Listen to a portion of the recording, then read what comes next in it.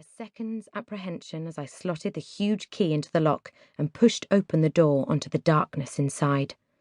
The house smelt, as usual, of mildew, and my feet slipped on the sand that always coated the floors with a fine, gritty layer.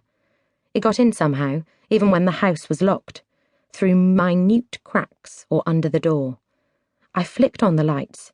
I went through to the kitchen, dumped my bags, Pepper at my heels.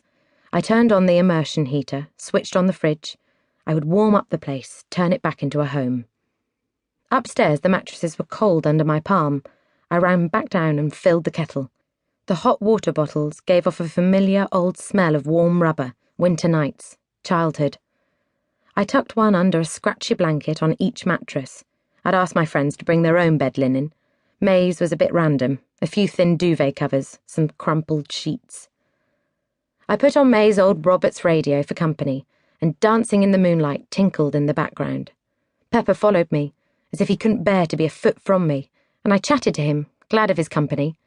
We'll light the fire, put out flowers, candles, chill the fizz. The place is going to be warm and beautiful by the time they arrive.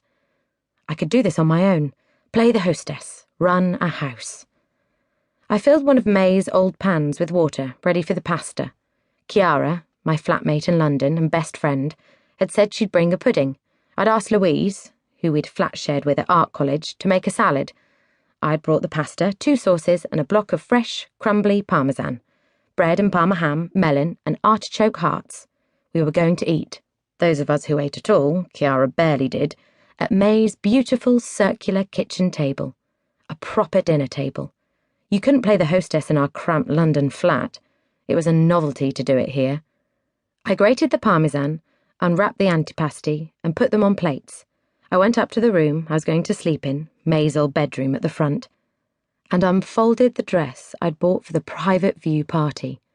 I'd fallen in love with it, in a vintage store in Bethnal Green. It had a silk underdress, and the rest was green lace. And when I put it on, I felt ridiculously pleased with myself, as if I was stepping into a new skin. I hadn't worn feminine clothes with Finn. He preferred me in my painting overalls. This room wasn't musty like the others. It still smelt how it smelt when May was here, of clean air, windswept washing, and wide horizons. Yes, I thought, the sense of possibility, of being different. The others should be here soon. It was almost 10. Chiara, I knew, had had a meeting after work, and Louise was picking up her new boyfriend from the airport, so I didn't expect them much earlier. The voice of the newsreader on the radio chattered in the background as I busied myself, placing the dress on a hanger so I could gaze at it from the bed, and organising my underwear into May's empty drawers, arranging my spare jeans and jumpers in colours on a chair. I was filling the spaces May's death had left, rekindling the life in the house. I refused to feel sad any more. She wouldn't have wanted that. As I moved from the front bedroom, which overlooked the dark dunes, to the back one, overlooking the road and the marshes, the thoughts were emerging slowly like an old film developing in my unconscious. I felt slightly lightheaded. I put it down to impatience for my friends to roll up. My palms were damp.